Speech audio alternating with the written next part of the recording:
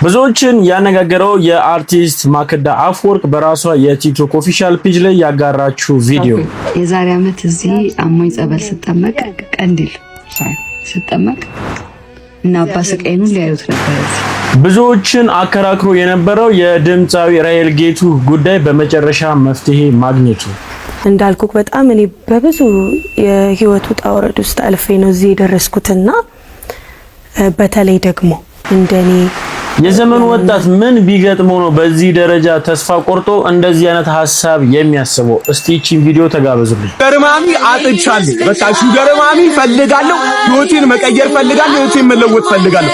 አልጋ ላይ ከ40 እና ከ50 ደቂቃ በላይ መቆየት እችላለሁ። ስለዚህ በቃ ምቀኛ አትሁኑብኝ። ኧረ ሀበሻ፣ ኧረ ኢትዮጵያ ለምንድን ነው በዚህም ትመቀኛላችሁ? ቆይ ህይወቴን መቀየር ስለምፈልገው። ስለዚህ ሹገር ማሚ ይሄን ቪዲዮ ካያችሁት በቃ ጥሩ ገንዘብ መክፈል የምችል እስከ 50 ሺህ ብር መክፈል የምችል ከሆነ መኪና ያለሽ ሆቴል ያለሽ ከሆነ በቃ ኢንቦክስ ላይ ቅዱስ ሚካኤልን ኢንቦክስ ክፍት ነው። ሹገር ማሚ ይሄን ቪዲዮ ከደረሳችሁ በቃ አዋሩ። ህይወቴን መቀየር ስለምፈልገው በዚህ ተረዱኝ። በቃ ይሄን አርጉልኝ። በቃ ሼር ኮፒ መጀመሪያ ምን ሞክረ ተበላሽቶብህ ነው እንደዚህ ሹገር እስከምትፈልግ ድረስ ይሆንከው 24 25 ዓመት ከዛ የምትበልጥ አይመስለኝም እንግዲህ ሳይክ ማለት ነው። በጣም ገና ነህ። ላይፍን አላየህም፣ አልሞከርክም። በዚህ ሰዓት ደልቶት የሚኖር ሰው የለም። ሁላችንም በቃ ችግር ላይ ነን ያለነው። በጣም በቃ ከባድ ሁኔታ ላይ ነን ያለነው።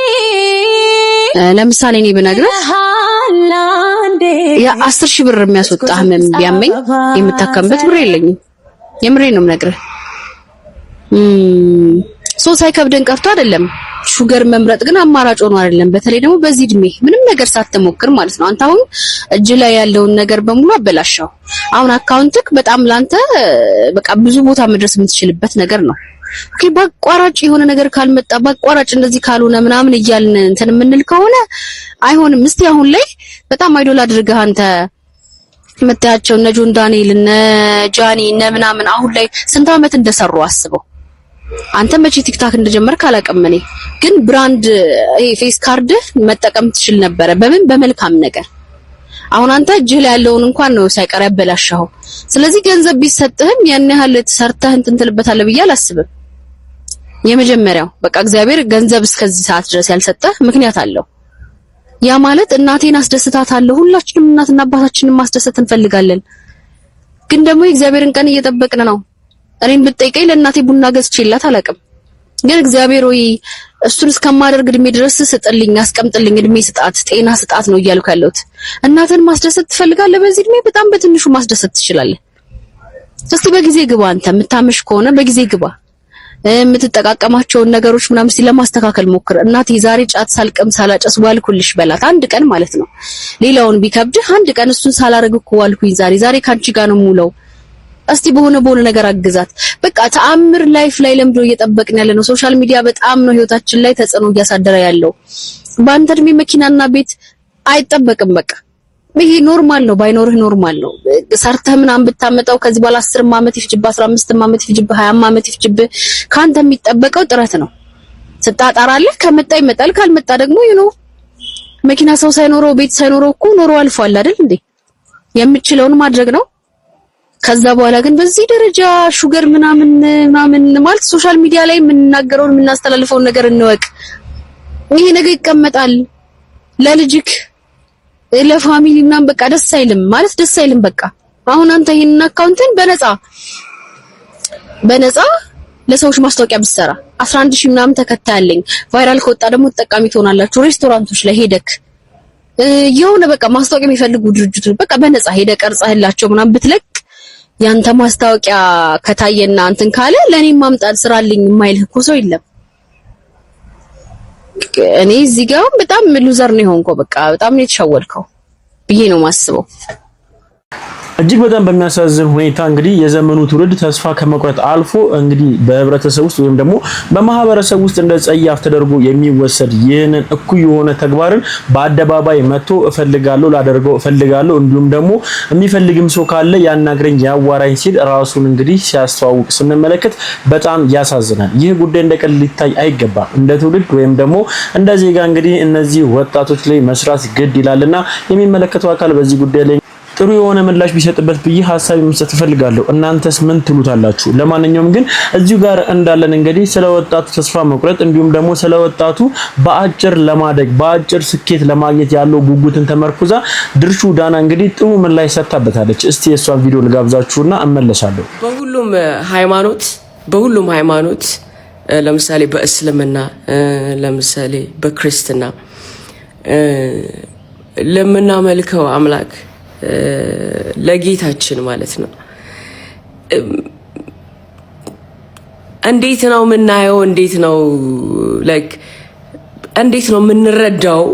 የምንረዳው የሚለው ነገር ላይ እኔ ያው ብዙ ሃይማኖት ላይ ጎበዝ አይደለሁም።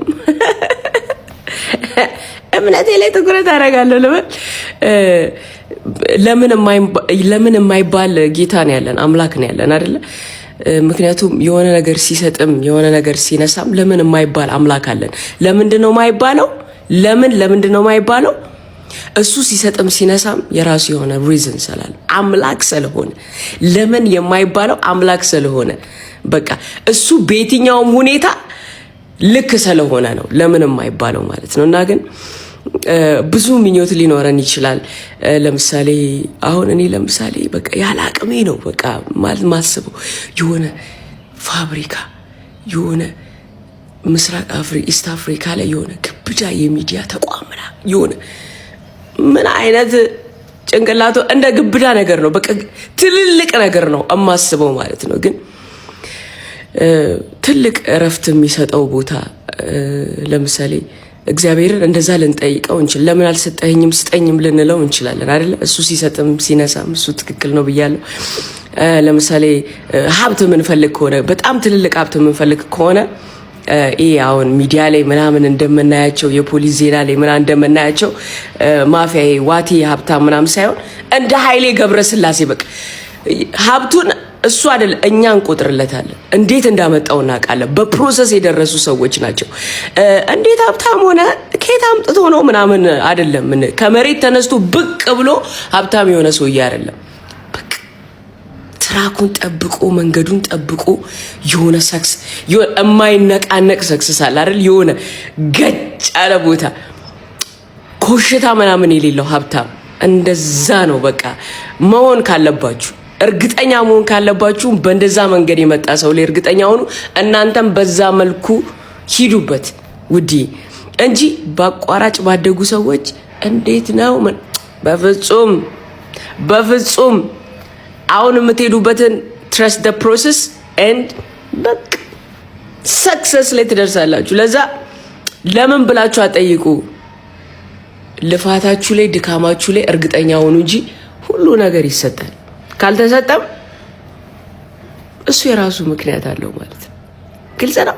ሁላችንም የምንወዳት ሁላችንም የምናደንቃት ድርሹ ዳና እንግዲህ የተናገረችው ንግግር እጅግ በጣም ጠቃሚ የሆነ በውስጡ ደግሞ ጥሩ የሆነ ፍሬያማ የሆነ መልእክት አዘል ንግግር ይመስለኛል። ትውልዱ እንግዲህ እሱ የተናገረችው ነገር አስተውሎ ከተመለከተ በቲክቶክ ላይ በተለያዩ ፕላትፎርም ሶሻል ሚዲያ ፕላትፎርሞች ላይ የሚጋሩት ምስል እውነትም ትክክለኛ ናቸው ወይንስ በብልጭልጭ ጌጥ የደመቁ ናቸው ብሎ መለየት አለብን። እንግዲህ አብዛኛውን ጊዜ የሚሸወደው ወጣቱ ለዚህ ነው። ብልጭልጭ ጌጡን ያይና የራሱን ህይወትን ያማራል።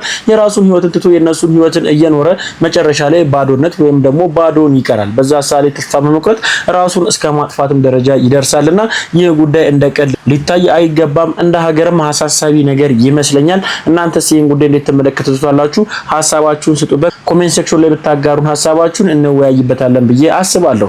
እንግዲህ በመግቢያ ላይ እንደነገርኳችሁ እንግዲህ ሁላችንም የምንወዳት አርቲስት ማክዳ አፈወርቅ ምን አይነት መልእክት ነው ያስተላለፈችው? እስቲ የሷን ቪዲዮ ልጋብዛችሁና ተመልሼ እመጣለሁ።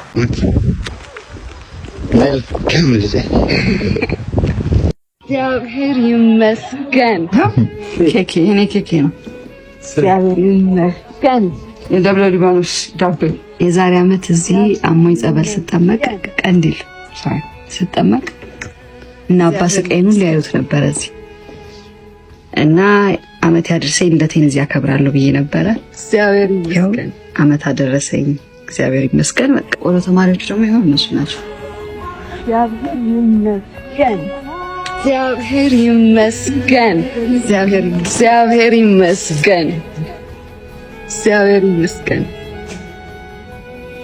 እግዚአብሔር ይመስገን። እንደዚህ አይነት ልደት ኖረኛል።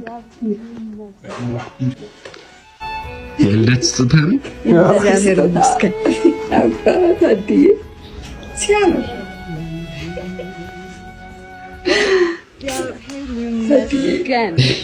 በጣም ነው የሚያምረው። በጣም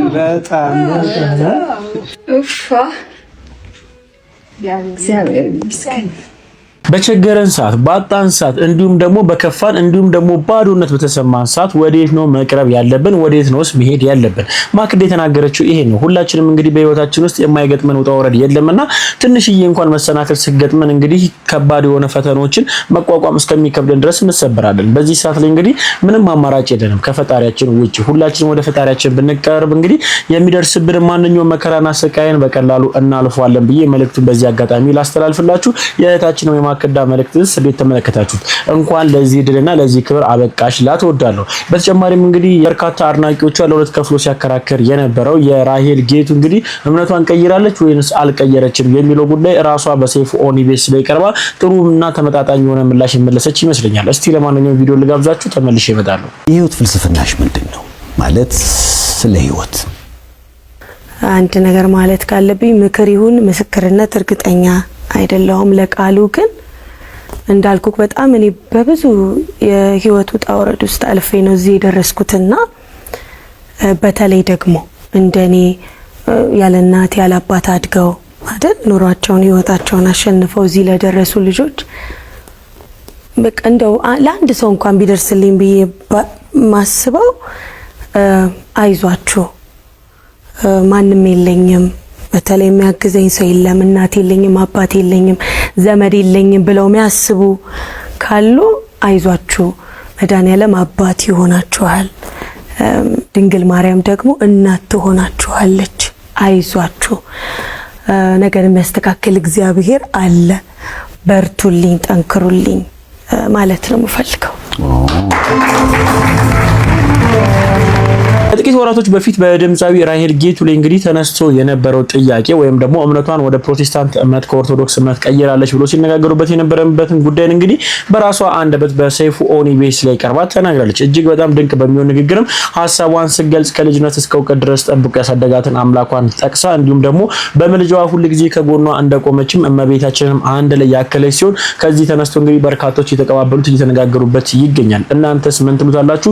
ሐሳባችሁን ስጡበት። ወደ ሌላ ጉዳይ ስናልፍ ደግሞ እንግዲህ የህዝብ ተወካዮች ምክር ቤት እንግዲህ የነበረው የስብሰባ ቆይታ ነበረ። በዛ ላይ እንግዲህ ዶክተር ደሳለኝ ጫኔ እንግዲህ የበርካቶችን ጥያቄ በዚህ ምክክር መድረክ ላይ እንዳቀረበ በርካቶች እንግዲህ ሐሳባቸውን እየሰጡበት ይገኛሉ። እስቲ ለመወያየት ያህል አንዱ ለቪዲዮ ልጋብዛችሁና ሐሳባችንን እንገልጽበታለን። እኔ በተደጋጋሚ ለማሳየት እንደሞከርኩት ለሀገራችን ዘላቂ ሰላምና መረጋጋት፣ ብሔራዊ ደህንነትና ልማት የሚከተሉት ሶስት መፍትሄዎች ዛሬም በመጨረሻ ቀን ደጋግሜ ማቅረብ እፈልጋለሁ።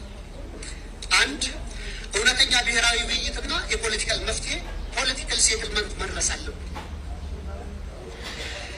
በብሔራዊ ምክክር አጀንዳ ማሰባሰብ ሂደት ከ200 ሺህ በላይ ዜጎች ተሳትፈውበታል የተባለለት ሂደት ሐምሌ 2008 ጀምሮ ሀገራዊ ምክክር ጉባኤው እንደሚካሄድ ተገልጿል።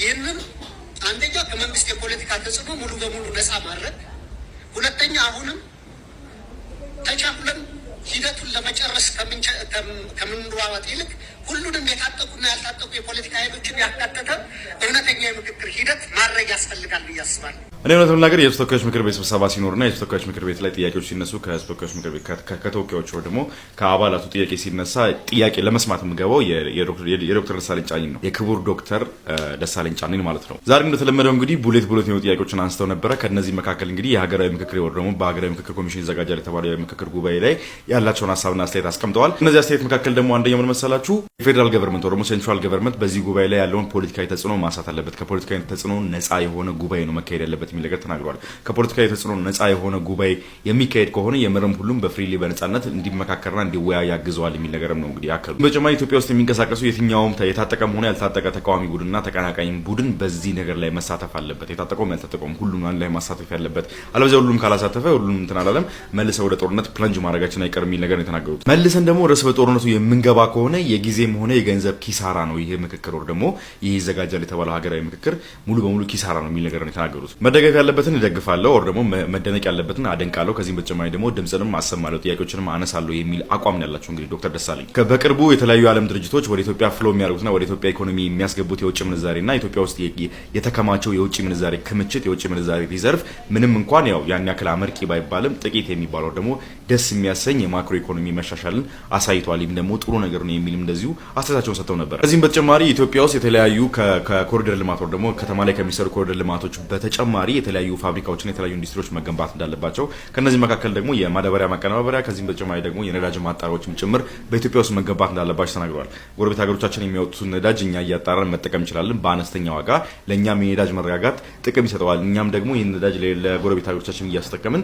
ገንዘብ ማግኘት ይችላል የሚል ሀሳብ እንዳላቸው ነው የተናገሩት። ሚኒስትር ዶክተር አብይ አህመድ እንግዲህ የተለያዩ ጥያቄዎች በአሁኑ ሰዓት ላይ መልስ ሰጡን የሚገኙት አሁን ረፍት ወጥተዋል ከ20 ደቂቃ ረፍት በኋላ እንመለሳለን ብለዋል። አሁን ይመለሳሉ እሱም ደግሞ አይቼ ምን አዲስ ነገሮች አሉ ምን የሚነገሩ ነገሮች የሚሉን ደግሞ አይተን እንመለሳለን። በዛሬው የህዝብ ተወካዮች ምክር ቤት ጉባኤ ላይ ደግሞ ስብሰባ ላይ የዶክተር ደሳለኝ ጫኔ ካነሷቸው ንግግሮች መካከል አንደኛው ላንሳላችሁ እዚህ ጋር ኢትዮጵያ ውስጥ ሚድል ክላስ ወር ደግሞ መካከለኛ ህይወትና መካከለኛ ኑሮ እየገፋ ያለ ሰው እየጠፋ ነው የሚል ነገር ተናግረው ነበረ። አንድ ሶሳይቲ ውስጥ ወር ደግሞ አንድ ህዝብ ውስጥ ሃየር ያለ ቶፕ ክላስ አለ ሚድል ክላስ አለ ከዛ ደግሞ ሎወር ክላስ አለ ከዛ ከሱም የባሰ ደግሞ መጨረሻ ከድህነት ወደ በታች የሚኖር ደግሞ መጨረሻ ክላስ አለ። ከቅርብ ጊዜያት ወዲህ እንግዲህ በኢትዮጵያ በከረንት ሲቹዌሽን እየተመለከትን ያለው ነገር ይሄ ነው እንግዲህ ከስር ያሉት ወር ደግሞ ከሃየር ክላስ ስር ያሉት ሚድል ክላስ የሚባሉት ህይወታቸውን በኖርማል የኑሮ ደረጃ ሌቭል ላይ የነበሩ ሰዎች አሁን ኑሯቸውን አፎርድ ለማድረግ እየከበዳቸው ያለበት ሰዓት ነው እና አንድ ሀገር ውስጥ ሙሉ በሙሉ ሚድል ክላስ የሚባለው ነገር ቢጠፋና መካከለኛ ኑሮ የሚኖሩ ሰዎች የምንኖራቸውን አፎርድ ማድረግ ቢያቅታቸው ሀገሪቷ ወደ ምን ነገሮች ትሄዳለች የሚለው ነገር ልንገራችሁ። ፈርስት ቲንግ የመጀመሪያው ዘግናኝ የሆነ ኢኒኳሊቲ ነው በህዝብ መካከል የሚፈጠረው ማለትም እኩል የመሆን ነገራቸው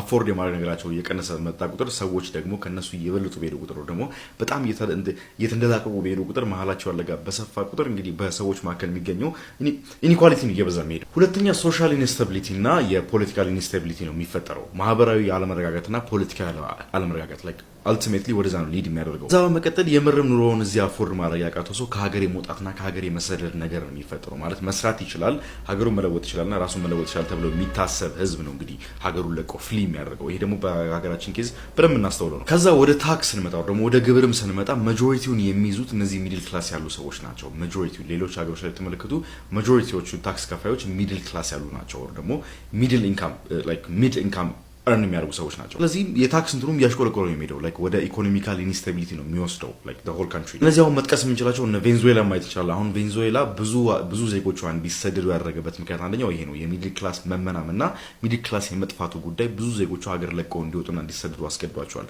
መስራት የሚችሉ ሰዎች የነበሩበት ሀገሪቷ ሪሶርስ አላጣችም ግን ሚድል ክላስ የሚባለው ነገር በመጥፋቱ ፑር የሆነ ኢኮኖሚክ ማኔጅመንት ስለነበረባት ያቺ ሀገር ዜጎቿ ሀገራቸውን ለቀው ወጥተዋል። ዚምባብዌን ደግሞ ብንመለከታት በ2000ዎቹ ዓመተ ምህረት መጀመሪያ አካባቢ የተፈጠረባት ነገር ነው የሚድል ክላስ ሴቪንግዛቸው ነው ደግሞ ቁጠባቸውን ያላቸው ነገር ሲመናመንባቸው ሀገር ለቀው መውጣት ጀመሩ። ላይክ ስኪልድ ናቸው መስራት ይችላሉ መለወጥ ይችላሉ ተብሎ የሚታሰቡ ሰዎች ሀገራቸውን ለቀው እየወጡ ነበር። የሆነች ሀገር ሚድል ክላስ ሲቲዝኖቿን አጣች ማለት ማጆሪቲዋን ነው ደግሞ ሀገሪቷን እንድትቆም የሚያደርጓትን ሰዎች አጣች ማለት ነው። በዚህ ጉዳይ ላይ እስኪ እናንተንም ሀሳብ መስማት ፈልጋለሁ። ኮሜንት ማድረጋችሁ እንዳትረሱ፣ ፕላስ ምልክቷን እየነካችሁ ፎሎ ማድረጋችሁ እንዳትረሱ። ለሀገር ሰላም ለሀገር እድገት እንግዲህ እንደዚህ አይነት ውሃ የሚያነሱት ትልቅ ሀሳቦችን እንግዲህ የሚሰነዝሩ ትልልቅ ሰዎች እንዳሉ ስናስብ እጅግ በጣም የሚያኮራ ይመስለኛል። እስቲ ከዶክተር ደሳለኝ ጫኔ ሀሳብ ተነስታችሁ ምን አይነት ሀሳብ አላችሁ ብትገልጹልኝ። ወንድማችን እንግዲህ የዶክተር ደሳለኝ ጫኔን ሀሳብን ጥንቅቅ አድርጎ በግልጽ ሁኔታ የገለጸው ይመስለኛል። እናንተም እስቲ ሀሳብ ካላችሁ ግለጹበት። በተጨማሪም እንግዲህ ከዚህ ጋር በተያያዘም ደግሞ ተጨማሪ ቪዲዮ አለ ልጋብዛችሁና መለሳለሁ።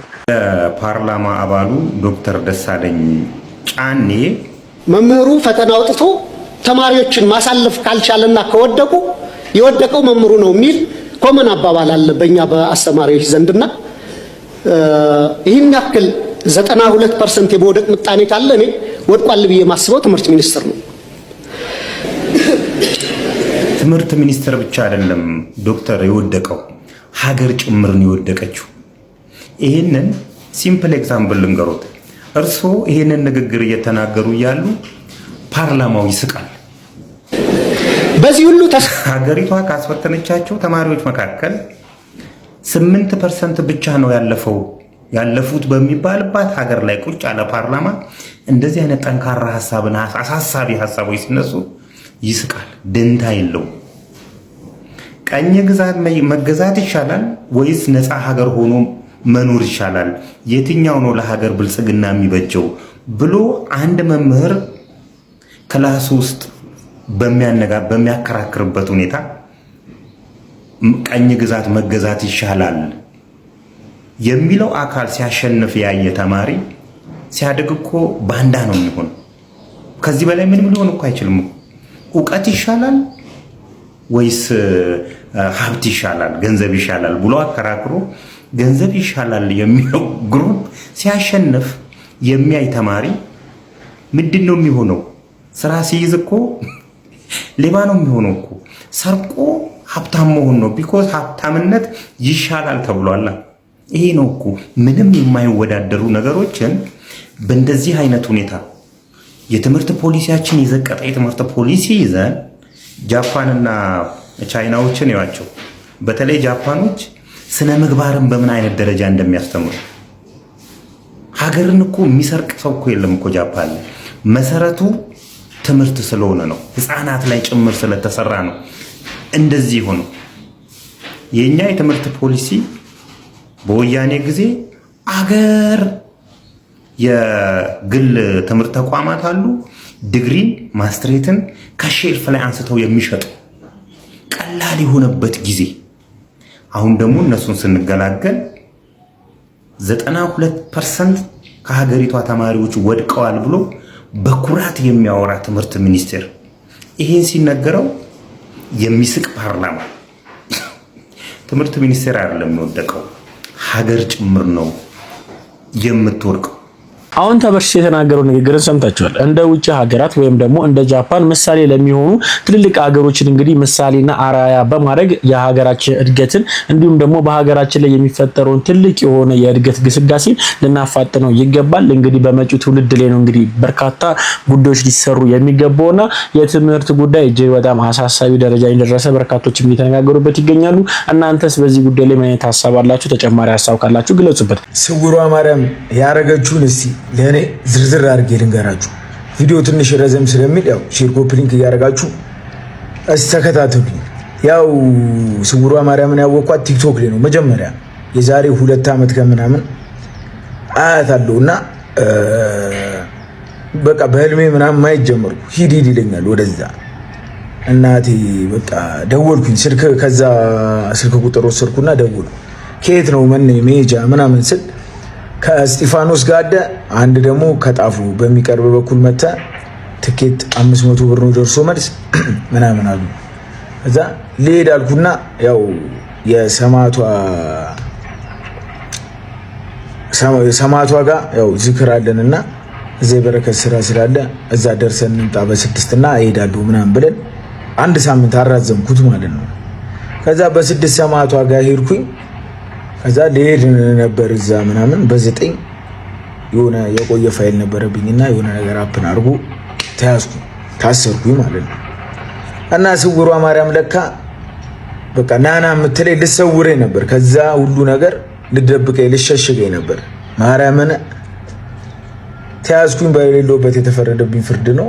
ገባሁ ገና ጣቢያ እንዳለው እናቴ በቃ ለበጎ ነው ፍርዴን ጨርሼ ስወጣ የወጣው ቀን አንቺ ጋር ነው የሚሄደው አልኳት።